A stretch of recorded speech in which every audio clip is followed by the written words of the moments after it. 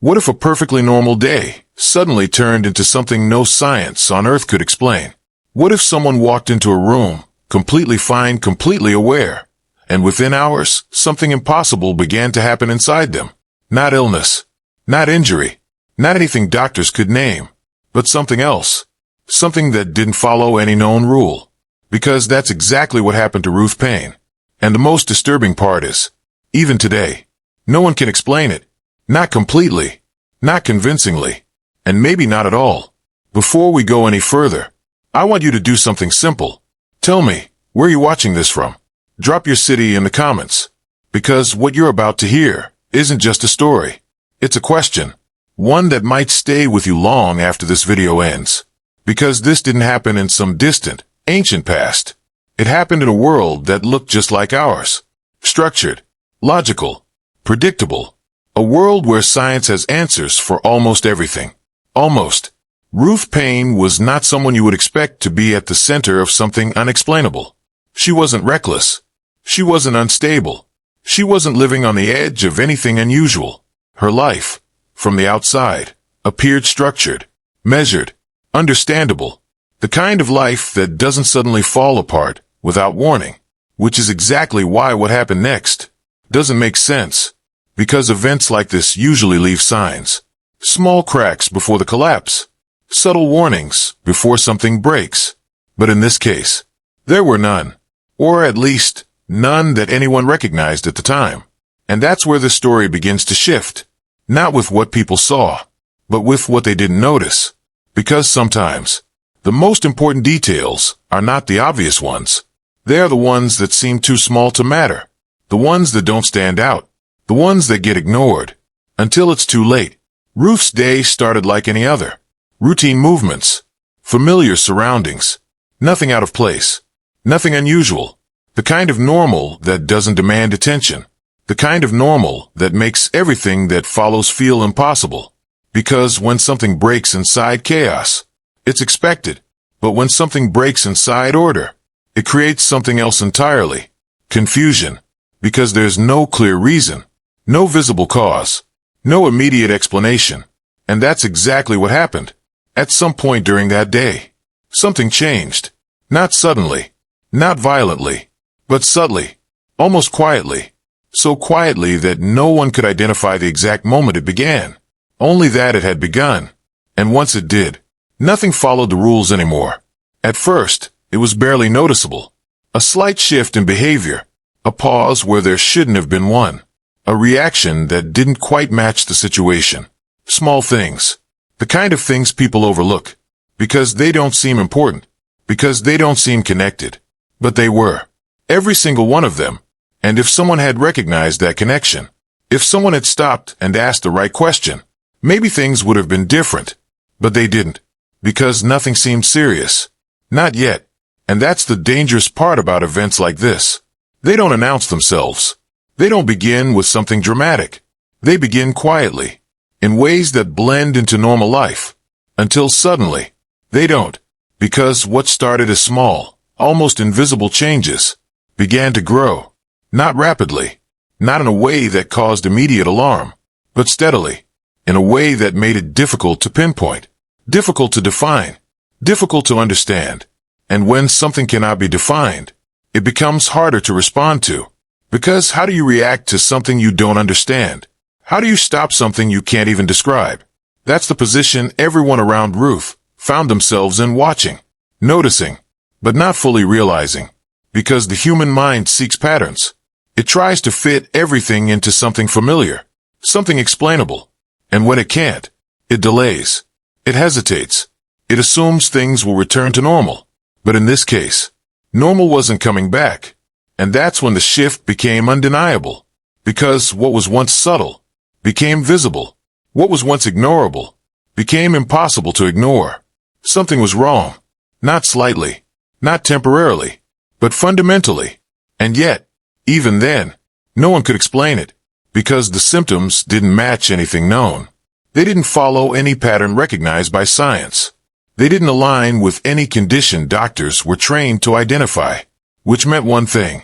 Whatever was happening was outside the system, outside the categories. outside the understanding. And that's where fear begins. Not in what we know, but in what we don't. Because unknown things don't follow rules. They don't behave predictably. They don't offer solutions. They simply exist. Until they change everything around them. And that's exactly what this began to do. Because the situation didn't stabilize. It didn't slow down. It didn't resolve itself. It escalated. Not in a dramatic explosion of events, but in a steady, controlled descent into something no one could stop. And the people around her began to realize something unsettling. This wasn't just a bad day. This wasn't just stress. This wasn't just something that would pass. This was something else. Something deeper. Something that didn't belong in the world they understood. And once that realization set in, everything changed. Because now, they weren't just observing something unusual. They were witnessing something they couldn't control. Something that didn't respond to logic. Something that didn't follow cause and effect. Something that existed without explanation. And that is where science reaches its limit. Because science depends on patterns, on repetition, on evidence that can be tested and confirmed. But what happens when something occurs? That cannot be repeated? That cannot be predicted? That cannot even be properly observed before it changes again? What happens then? Because that's exactly the situation this became. And that's what makes this case so disturbing. Not just what happened, but the fact that it doesn't fit anywhere. It doesn't belong to any category. It doesn't follow any known structure. It simply exists as an event that occurred and was never fully understood. And maybe that's the most unsettling part of all. Because we like to believe that everything has an explanation. That everything can eventually be understood. That given enough time, enough research, enough effort, we will find the answer. But what if that's not true? What if there are events that don't have answers? Or worse, what if there are answers that we are not capable of understanding? Because if that's the case, then this is not just a mystery. It's something else. Something that challenges the idea that everything can be explained. Something that suggests there are limits to what we can know. And that thought is far more disturbing than the event itself. Because if something like this can happen once, without explanation, then it can happen again, anywhere, at any time, without warning, without reason, without a way to stop it. But the most disturbing part isn't that something unexplainable happened to Ruth Paine. It's that the moment everything changed, no one realized how far beyond understanding it was going to go. And what happened next would only make it even harder to explain. By the time people realized something was truly wrong, it was already too late to understand when it had started. Because the shift from normal to unexplainable had not been sudden. It had been gradual, subtle, almost invisible at first. But now, there was no ignoring it. What was happening to Ruth Paine was no longer something that could be dismissed. No longer something that could be explained away as stress, fatigue, or coincidence. This was different, fundamentally different. And the most unsettling part was not just what was happening, but how it was happening. Because nothing followed a pattern. Nothing aligned with expectation. Nothing behaved the way it should. At first, the symptoms appeared disconnected. Small irregularities that didn't seem related. A delay in response. A moment of confusion. A pause that lasted just slightly longer than normal. Things that, on their own, meant nothing. But together, they began to form something else. Something that didn't fit into any known category. Because usually, when something is wrong with the human body, it follows a path, a progression, a predictable sequence. But this didn't. This moved in fragments, inconsistently.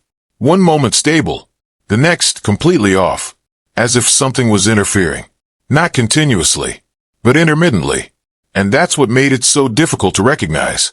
Because inconsistency creates doubt. It makes people hesitate. It delays action. It allows something to grow without being stopped. And that's exactly what happened. Because by the time the irregularities became undeniable, they had already evolved into something far more serious. Ruth's behavior began to shift in ways that could no longer be ignored. Not dramatically at first, but noticeably. There were moments where she seemed present, and moments where she didn't. Moments where she responded normally, and moments where her reactions didn't match the situation at all. As if something inside her was no longer fully aligned. And that's when concern turned into confusion. Because this wasn't typical. This wasn't something people had seen before.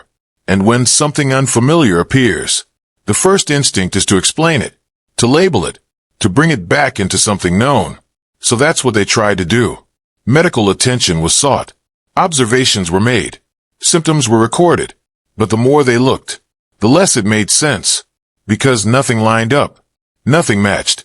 The physical signs didn't correspond with the behavioral changes. The behavioral changes didn't correspond with any known condition. And the timeline didn't follow any medical logic. Which meant one thing. Whatever was happening was not behaving like anything they understood. And that's when the situation escalated. Because uncertainty, when combined with progression, creates fear. Not panic. Not yet. But something deeper, something more controlled. The kind of fear that comes from realizing you are losing the ability to predict what will happen next.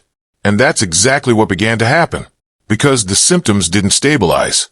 They intensified. Not in a straight line, but in unpredictable waves. Moments of clarity, followed by moments of complete disconnection. Moments where everything seemed almost normal, followed by moments where nothing made sense at all. As if something was switching on and off. Something internal. Something invisible. Something that couldn't be measured. And that's where science begins to struggle.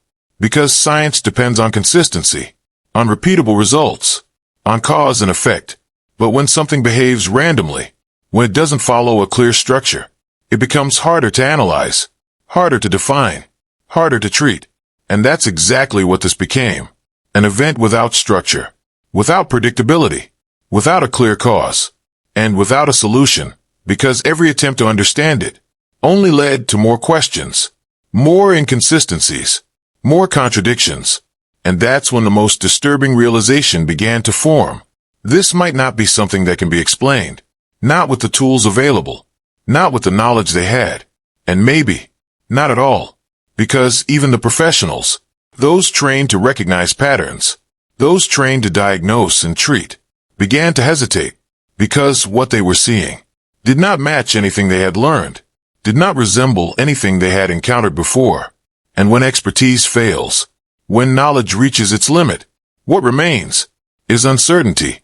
And uncertainty, in a situation that is still evolving, is dangerous, because it means there's no clear path forward, no confirmed approach, no reliable method, only observation, only reaction, only waiting to see what happens next. And what happened next only made things worse, because the progression didn't stop. It didn't slow down. It became more complex, more unpredictable, more difficult to interpret, because now it wasn't just about symptoms. It was about contradiction, because certain behaviors suggested one explanation, while others completely ruled it out.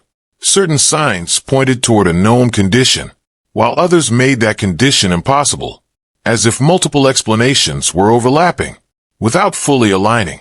And that's when the situation moved beyond confusion, into something else, something far more unsettling, because now it wasn't just unclear what was happening. It was unclear if it could even be understood. And that thought changed everything. Because once you accept that something may not have an explanation, you lose control. Not physically, but intellectually. Because understanding is a form of control. It allows you to respond, to act, to solve. But without understanding, there is no control. Only uncertainty. And that's exactly where everyone found themselves. Watching something unfold that they could not explain, could not predict, and could not stop. And that's what makes this case different. Because it didn't just challenge medical knowledge. It challenged the assumption that everything can be explained. Because if something exists that behaves outside all known systems, then those systems are incomplete. And if they are incomplete, then there are limits. Limits to what we can understand. Limits to what we can control. Limits to what we can even recognize before it's too late. And that's where this story becomes more than just an incident, because it forces a question, not about what happened to Ruth, but about the world we believe we understand. Because if something like this can occur, without explanation, without pattern, without resolution, then what else exists? That we simply haven't recognized yet? But the most disturbing part isn't that science couldn't explain what was happening. It's that hidden within the chaos of those symptoms, there may have been a pattern, one that no one noticed at the time. And if that pattern is real, then what happened to Ruth Paine might not have been random at all. At first, everything looked random, disconnected, unpredictable. That's how it always appears in the beginning, because randomness is easier to accept than design. It feels safer to believe something just happened, rather than something was building. But when you step back, when you stop looking at each moment individually, and start looking at everything together, a different picture begins to form. Not clear, not obvious, but enough to make you question whether this was ever random at all. Because hidden inside the chaos, there were patterns, subtle ones, almost invisible, the kind you don't notice in real time, the kind you only see after everything has already happened. And by then, it's too late to stop anything. Only enough time to realize that it was always there, waiting to be seen. The first clues didn't come from what happened during the incident. They came from before it, from moments that seemed too small to matter, moments that didn't raise alarms, moments that were dismissed because they didn't fit into anything meaningful. But now, looking back, those moments begin to shift, because context changes everything. What once seemed normal now feels different, not because it changed, but because we did. Because we now know something went wrong, which means the signs may have been there all along. Ruth's behavior, in the days leading up to the incident, didn't show anything dramatic, nothing that would suggest something was coming. But there were pauses, small breaks in rhythm, moments where her reactions felt slightly delayed, moments where she seemed distant, not disconnected completely, but not fully present either. And those moments were brief, too brief to raise concern, too subtle to be labeled as anything serious, but consistent enough to leave a trace. And that's what patterns are made of. Not big events, but repeated small ones. And when those small moments begin to repeat, they stop being coincidences. They start becoming signals. Signals that something is changing, something is building, something is preparing to happen. But the problem with signals like these is that they don't feel urgent. They don't demand attention. They don't force action. They simply exist, quietly, until everything changes. And that's exactly what happened here. Because when the incident finally occurred, those earlier moments suddenly became important. Not individually, but collectively. Because together, they suggested something else. Something that hadn't been considered before. That whatever happened didn't start that day. It had already begun. Earlier. Slowly. In ways that blended into normal life. And that realization changes everything. Because if something was building, then something triggered it. Something activated it. Something pushed it from subtle to undeniable. And that's where the second layer of the pattern begins. Because patterns don't just exist in behavior. They exist in timing, in environment, in repetition of circumstances. And when you examine those closely, something even more unsettling begins to emerge, because the shifts didn't happen randomly. They happened under specific conditions. Moments where certain factors aligned. Moments where something in the environment remained consistent. And that raises a dangerous question. What if the cause wasn't internal? What if it wasn't something happening inside Ruth, but something interacting with her from the outside? Because if that's true, then this isn't just a medical mystery. It's something else entirely. Something that involves more than the human body. Something that exists beyond it. And that possibility was never fully explored. Because it didn't fit into the framework of science. Because science looks inward first. At the body. At the mind. At the known systems. But what if the answer wasn't there? What if the answer was somewhere else? Somewhere harder to measure. Harder to define. Harder to even accept. Because accepting it would require expanding the boundaries of what we consider possible. And that's not something systems do easily. So instead, they focused on what they could measure, what they could observe, what they could attempt to explain. But in doing so, they may have missed something critical. Because while they were looking for answers within the known, the unknown remained unexamined. And that's where the pattern becomes even more disturbing. Because once you consider the possibility of an external factor, other details begin to stand out. Details that didn't seem relevant before, but now feel connected. the timing of certain moments, the repetition of certain environments, the consistency of specific conditions, not perfectly aligned, but close enough to suggest influence, and influence implies interaction, and interaction implies something else is involved, something unseen, something unmeasured, something unacknowledged. And that's where the story begins to shift again. Because now, this is no longer just about Ruth. It's about the system that tried to understand her, and whether that system was equipped to see the full picture. Because if the pattern exists, and it was missed, then the failure wasn't just an explanation. It was an observation. And that's far more dangerous. Because missed patterns don't disappear. They repeat. They evolve.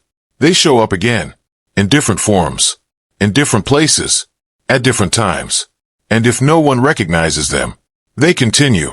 Unchallenged. Unstopped. And that leads to the most unsettling question of all. What if this wasn't the only case? What if there have been others that followed the same pattern? Small irregularities. Dismissed signs. Unexplained escalation. And then, no clear answer. Because if that's true, then this isn't just a rare event. It's part of something larger. Something that hasn't been fully recognized yet. Something that exists just beyond the edge of understanding. And that's what makes this so disturbing. Not just what happened, but what it might represent. Because if a pattern exists, then it can be traced. And if it can be traced, then it can be found again. And if it can be found again, then it's still happening. Somewhere. Right now. And we might not even realize it. Because just like before, the signs would be small, subtle, easy to ignore. Until they're not. Until something shifts. Until something escalates. Until something crosses the line between normal and unexplainable. And by then, it's already too late to understand it in time. But the most disturbing part isn't that a pattern may exist. It's that even after recognizing it, science still couldn't prove it. And in the next stage of this case, the theories that tried to explain it only made things even more unsettling. By the time the case reached those trained to explain the unexplainable, the damage had already been done. Not just to Ruth, but to the idea that this could be understood. Because what they were now dealing with was not a clean case, not a controlled environment, not something that followed a predictable timeline. It was fragmented, incomplete, filled with inconsistencies that refused to align. And yet, that didn't stop them from trying. Because that's what science does. It tries to explain, to categorize, to bring order to chaos. And in most cases, it succeeds. But this wasn't most cases. This was something else entirely. Something that didn't behave the way it should. Something that didn't respond to logic the way it was expected to. And that's where the theories began. The first explanations were the simplest ones. Because simplicity is where science always starts. It looks for known patterns, recognized conditions, established causes, something that fits, something that can be tested, something that can be proven. So they examined the obvious. Medical explanations came first. Conditions that could affect behavior, neurological disruptions, chemical imbalances, sudden onset disorders.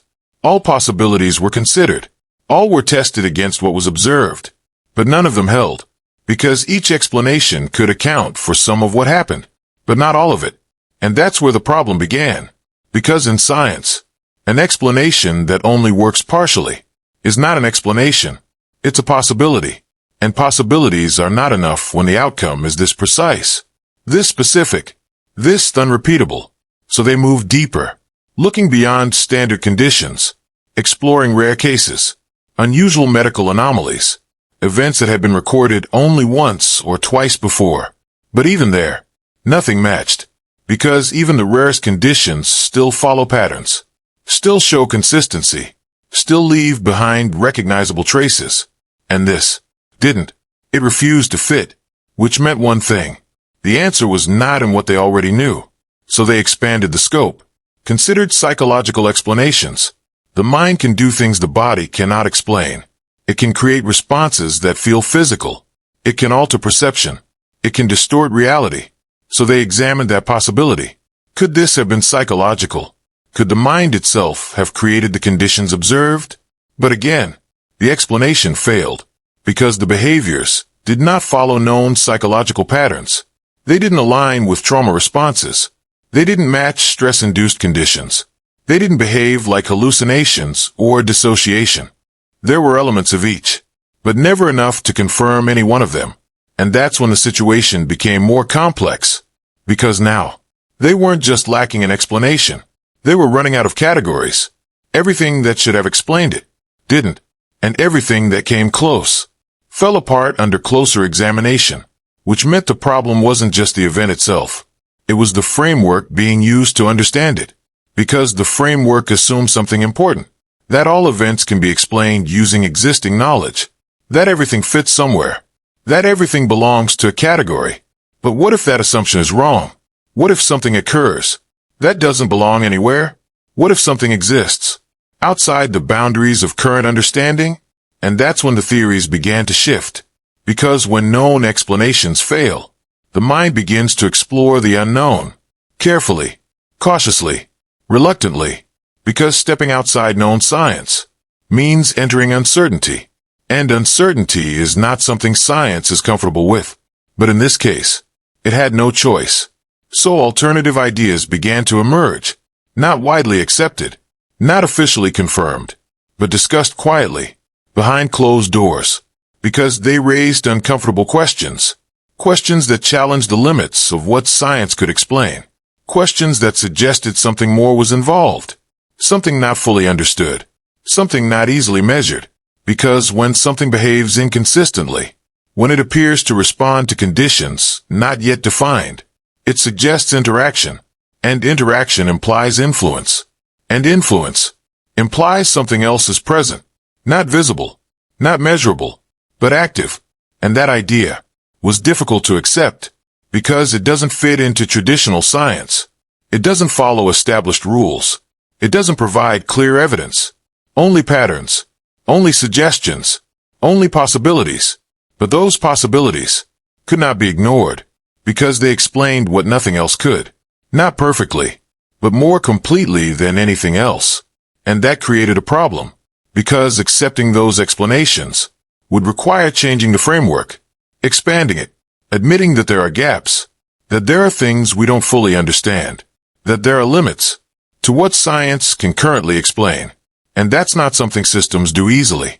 So instead, they hesitated, they debated, they questioned the validity of those ideas, not because they were impossible, but because they were uncomfortable, because they suggested something beyond control, something beyond predictability, something that exists without requiring our understanding of it.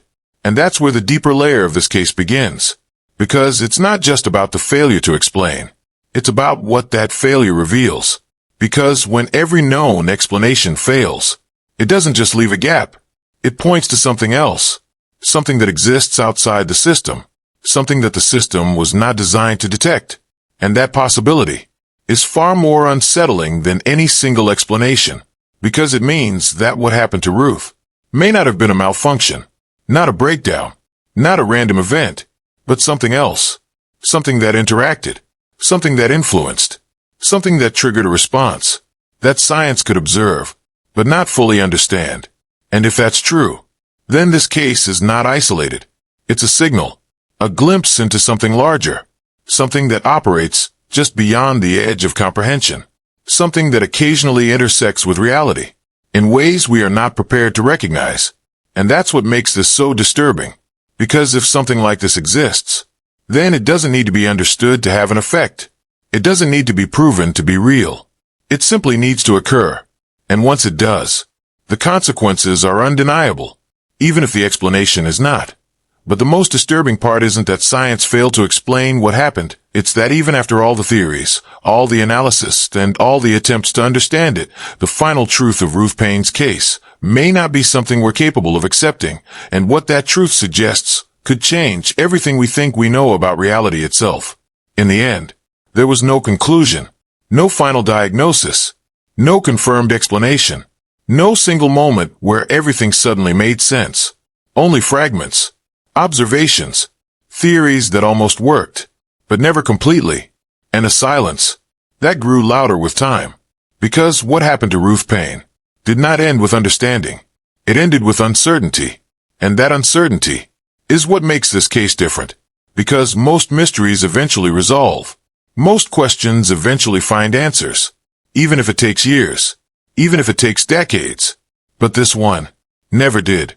Not fully. Not in a way that satisfied logic. Not in a way that restored control. And that's where the truth begins. Not as a clear answer, but as a realization. A realization that maybe the problem was never the event itself, but the way we were trying to understand it. Because everything we used to analyze what happened, every tool, every method, every framework, was built on a single assumption. That reality behaves in predictable ways. That events follow rules. That causes lead to effects. And that given enough effort, we can always trace those effects back to a cause. But what if that assumption isn't always true? What if there are moments when reality doesn't behave the way we expect it to? Moments where something occurs without following the structure we rely on? Because if that's the case, then what happened to Ruth was not a failure of science. It was a limit of it. And limits change everything. Because once you recognize a limit, you realize there is something beyond it. Something not yet understood. Something not yet explained. Something that exists, whether we can measure it or not. And that's where this case becomes something more, because it stops being just about Ruth Paine and starts becoming about something larger, something that extends beyond one person, one moment, one unexplained event. Because if something like this can happen once, then it can happen again. Not necessarily in the same way, not with the same signs, but within the same boundaries of the unknown. And that possibility is what connects this case to the present. Because today, we still rely on the same assumptions. We still believe that everything can be explained, that everything fits somewhere, that every anomaly is just an answer waiting to be discovered. But cases like this challenge that belief. They suggest that there are events that don't resolve, that don't simplify, that don't become clear over time. They remain what they are, unfinished, uncontained, unexplainable. And when something remains unexplainable, it doesn't disappear. It lingers, not physically, but conceptually, as a gap, a space where understanding should be, but isn't. And those gaps are where the most unsettling questions live. Because once you acknowledge them, you start to see them elsewhere. In other cases, other stories, other moments that didn't quite make sense, but were accepted anyway, because they didn't fit anywhere else. And that raises another possibility. What if there are more cases like this? Not identical, not obvious, but similar in structure, similar in the way they resist explanation, similar in the way they disrupt understanding. Because if that's true, then this is not an isolated mystery. It's part of a pattern that hasn't been fully recognized yet. And if it hasn't been recognized, then it hasn't been studied. And if it hasn't been studied, then it hasn't been understood. Which means it's still happening, somewhere, in ways we don't notice, in moments we dismiss, in events we label too quickly, just to make them fit into something familiar. Because that's what we do. We force things into understanding, even when they don't belong there. Because the alternative, admitting we don't understand something, is uncomfortable. But this case doesn't allow comfort. It removes it, because it presents something that refuses to be resolved. Something that cannot be reduced to a simple explanation.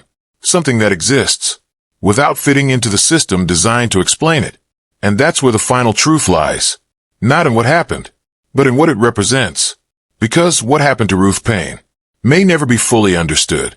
Not because the answer is missing, but because the answer may not exist in a form we can recognize.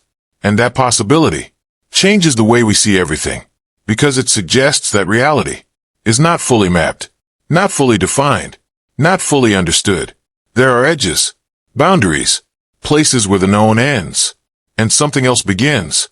And sometimes, very rarely, something crosses that boundary, not completely, not in a way that reveals everything, but just enough to remind us that it's there.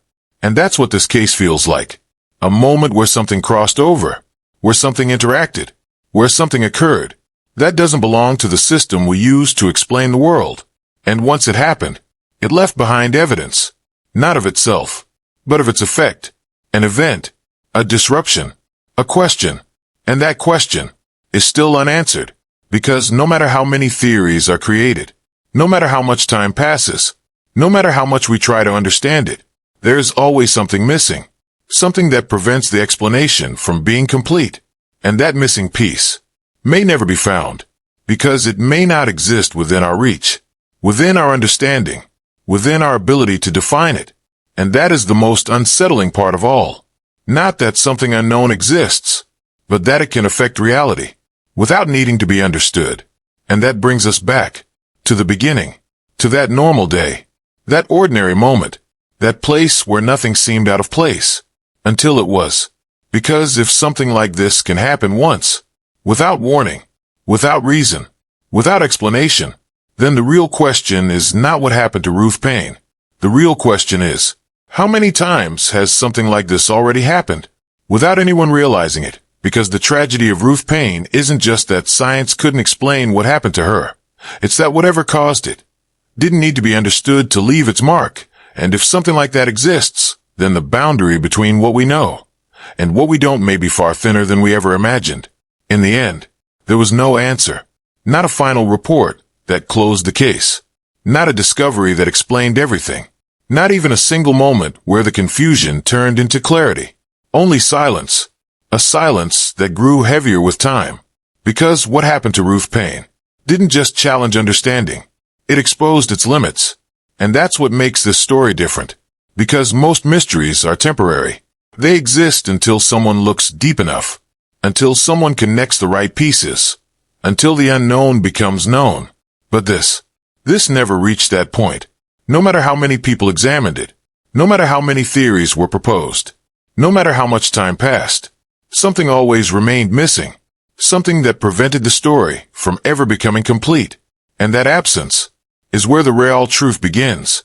Because when something cannot be explained, we assume the answer is still out there, waiting to be discovered, waiting for better technology, better knowledge, better understanding. But what if that assumption is wrong? What if some events are not waiting to be explained, but are simply beyond explanation? Because if that's true, then what happened to Ruth wasn't just rare. It was a glimpse into something we don't fully understand yet, something that exists just outside the boundaries of what we consider reality. And every once in a while, something crosses that boundary, not completely, not clearly, but enough to leave an impact, enough to create confusion, enough to leave behind a question that refuses to go away. And that question is what stays. Not the details, not the timeline, not even the theories, but the feeling that something doesn't fit, that something about this story refuses to settle. Because deep down, we expect closure, we expect answers, we expect the world to make sense. But this case doesn't give us that. It takes it away, and replaces it with something far more unsettling. Uncertainty. Because uncertainty doesn't end. It doesn't resolve. It lingers. In the background. In the unanswered questions. In the quiet realization that maybe not everything can be understood. And that realization changes the way you see everything. Because once you accept that there are limits, you begin to notice them. In other stories. In other cases. In other moments that didn't quite make sense, but were never questioned deeply enough. Because they were easier to ignore than to confront. And that's how gaps in understanding survive. Not by being hidden, but by being accepted, by being overlooked, by being quietly folded into a version of reality that feels complete, even when it isn't. And that's exactly what happened here. This story didn't end. It was left unfinished. Not because no one tried to understand it, but because understanding it may not be possible. And if something cannot be understood, it cannot be controlled. It cannot be predicted. It cannot be prevented. It simply exists, waiting, not necessarily to happen again in the same way, but to remind us that it can.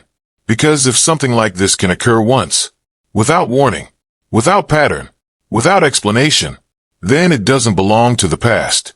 It belongs to possibility. And possibility is not limited by time, which means the real question isn't what happened back then. It's what could happen now. Because somewhere, right now, there may be moments that don't fully make sense. Small inconsistencies, subtle irregularities, things that feel slightly off, but not enough to demand attention. Not yet. And maybe that's how it always begins. Quietly. Unnoticed. Until suddenly. It isn't. And by the time it becomes visible, it's already too late to understand it in time. Because the tragedy of Ruth Paine isn't just that science couldn't explain what happened to her. It's that whatever caused it didn't need to follow the rules we depend on. And if something like that exists, then the line between what is real and what we think we understand may not be a line at all, but something far more fragile.